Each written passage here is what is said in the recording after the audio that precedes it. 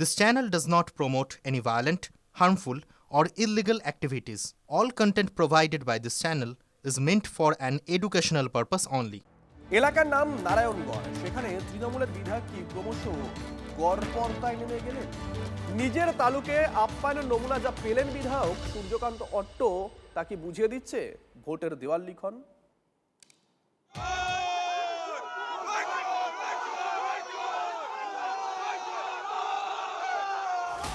গ্রামে ঢোকা মাত্রই চোর চোর বলে টানা বিদ্রুপ, তারপর গো ব্যাক স্লোগান। তাতেও কাজ না হওয়ায় তৃণমূল বিধায়ককে তাড়া। রোষের ভয় গাড়িতে উঠে পড়লে সেখানেও চলল ধাক্কাধাক্কি।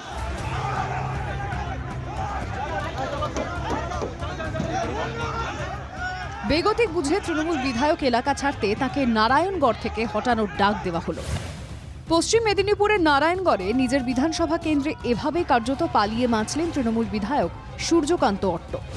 2011 নির্বাচনে যে সূর্যকান্ত আর এক সূর্যকান্তকে প্রায় হারিয়েই দিয়েছিলেন, সেই তৃণমূল বিধায়ক এখন ঘরেই ক্ষোভের মুখে। শনিবার উন্নয়নের পাঁচালীর প্রচারে 6 নম্বর কসবা অঞ্চলে যান তৃণমূল বিধায়ক। সূর্যকান্তকে দেখেই হাতে তৃণমূলের পতাকা নিয়ে একদল মানুষ এভাবেই তেড়ে আসেন। একজন বিধায়ক কর্মীকে সম্মান দিতে জানেনি, একজন বিধায়ক পুরো গ্রামের মানুষকে বলছে গরু। গ্রাম পঞ্চায়েত যদি গোয়াল গরু হয়, তাহলে আজকে আপনি এই গ্রামে কি করতে এলেন? এখন কি আপনার এই গরুদের প্রয়োজন পড়েছে? বিক্ষোভকারীরা নিজেদের তৃণমূল কর্মী হিসেবে পরিচয় দিয়ে বলছেন বিধায়ক তাদের পাত্তাই দেন না, এখন ভোটের গন্ধে এসেছেন। উচ্ছৃঙ্খল ব্যক্তি এরা কোনো রাজনীতির ধারে কাছে নেই। পেছনে একটা অন্য রাজনৈতিক দল একটা চক্রান্ত রয়েছে। যে বুথে প্রবলেম হয়েছে ওই বুথ আমি 450 ভোটে জিতবো। নারায়ণগড়ে তৃণমূলের নিচুতলার সঙ্গে সূর্যকান্তর বিবাদ বারবার সামনে এসেছে, এবার তা মাত্রা ছাড়ালো। নারায়ণগড়ের তৃণমূল কর্মীরা জেগে গেছে, প্রকৃত যারা তৃণমূল কর্মী তারা জেগে গেছে। তারাও চাইছে যে এই নারায়ণগড়েরও পরিবর্তন হোক পশ্চিমবঙ্গের সাথে সাথে। যারা নেতৃত্বে ওখানে আছে তারা হয়তো সঠিকভাবে মূল্যায়ন না করে নিজেদের মধ্যে ভুল বুঝাবুঝিটাকে হয়তো বৃহৎ আকার ধারণ করে বিধায়কের উপর একটা রুষ্ট হয়ে এই ধরনের কাজ করেছে। একসময় নারায়ণগড় থেকে টানা 5 বার সূর্যকান্ত মিশ্র জিতলেও শেষ 10 বছর তৃণমূলের দখল রেখেছে। গত বিধানসভা ভোটে মাত্র 2416 ভোটে জেতে তৃণমূল। কান ঘেঁষে বেরোনো আসনে একটি অঞ্চলের এমন ক্ষোভ তৃণমূলের জন্য ভালো লক্ষণ কি? পশ্চিম মেদিনীপুর থেকে দেবব্রত সরকারের রিপোর্ট, TV9 বাংলা। আর এবার আপনাদেরকে যার কথা বলবো তিনি কাঁথির একটি পঞ্চায়েত সমিতির বিরোধী দলনেতা, কিন্তু গাড়ির নেম প্লেটে হঠাৎ করে লেখেন LOP। নিন্দুকেরা বলেন এসব কাউকে নাকি নকল করে লেখেন। অভিযোগ সেই মাঝারি মাপের তৃণমূল নেতার গাড়িতে বাইক ঠুকে দিয়েছিলেন কয়েকজন ছেলে ছোকরা। তারপর ক্ষমতার আস্ফালনটা একবার দেখুন।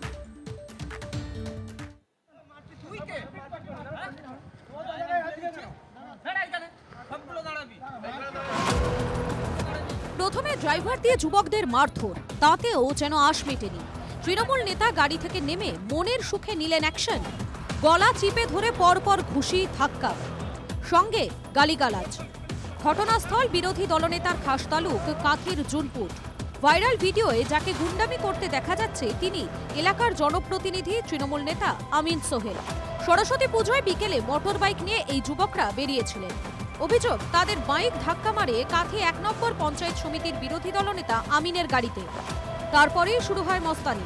অভিযোগ আক্রান্ত যুবকদের পুলিশ ডেকে ধরিয়ে দেন আমিন, পরে নিজেই ছাড়িয়ে আনেন। শনিবার সকালে আক্রান্তদের বাড়িতে ডেকে আবার মিষ্টিমুখ করান। আমার কেউ ঢিল মারবে আমি বসে বসে দাঁড়িয়ে থাকবো, এই নীতিতে কিন্তু আমি বিশ্বাসী না। আমি আত্মরক্ষার জন্য করেছি যেটা করেছি। যারা মার খেলেন তারাই এখন বলছেন সব নাকি মিটে গেছে। সাইড নিয়ে একটু কথা তর্ক লেগে গেছিল, আমি তার সঙ্গে আলোচনা বসে সব সমাধান করে নিয়েছি। এই নিউট্রাল হয়ে গেছে, কোনো সমস্যা নেই। আক্রান্তদের সুরবদল ভয়ে না ভক্তিতে, তা নিয়ে চর্চার মধ্যে তৃণমূল নেতাকে বিঁধছে বিজেপি। মস্তানি করছেন, যেভাবে দাদাগিরি করছেন, যেভাবে মারছেন, কিন্তু খুনের চেষ্টা মনে হচ্ছে। ধিক্কার জানাই আপনাদের। এগুলোকে নিয়ে বিজেপি নাড়াচাড়া করছে, যাদের কোনো কর্ম নেই, যারা বাংলার মানুষের উন্নয়নকে স্তব্ধ করতে চায়, এই সমস্ত কথা নিয়ে নাড়াচাড়া করছে। ওদের কথাকে আমরা গুরুত্ব দিতে না পারছি। জুনপুটে ডিআরডিও প্রকল্পের জমি দখল করে তোলাবাজির অভিযোগ উঠেছিল এই তৃণমূল নেতা আমিনের বিরুদ্ধে। এবার প্রকাশ্যে গুন্ডামি। এ যাত্রায় আক্রান্তদের ম্যানেজ করে নিলেও বিতর্ক থামছে না। পূর্ব মেদিনীপুর থেকে কনিষ্ক মাইতির রিপোর্ট, টিভি 9 বাংলা।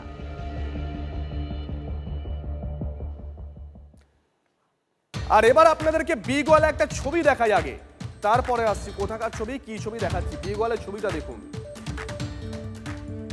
বন দপ্তরের যে ক্যামেরা পাতা থাকে সেখানে ব্ল্যাক প্যান্থার ধরা পড়েছে, একটা নয়, এক জোড়া।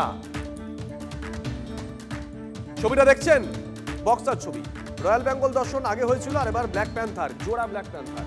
আর এই ছবি ধরা পড়েছে বন দপ্তরের যে ট্র্যাপ ক্যামেরা, সেই ট্র্যাপ ক্যামেরা।